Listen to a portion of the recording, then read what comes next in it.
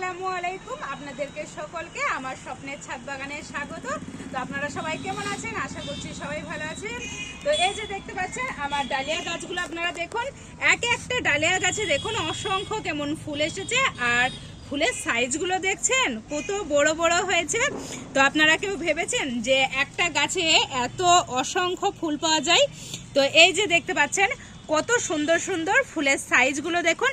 তো এই সমস্ত ফুলের এত অসংখ্য ফুল পাওয়ার জন্য আর ফুলের সাইজ এত বড় বড় পাওয়ার জন্য কি কি টিপস আপনাদেরকে ফলো করতে হবে আর কি কি পরিচর্যা করতে হবে সেই সমস্ত ভিডিও কিন্তু আমি আপনাদেরকে আগের ভিডিওতে দেখেছি। তো আমি আবারও বলছি যে কি খাবার দেবেন এত এত ফুল পাওয়ার জন্য গাছ ভর্তি।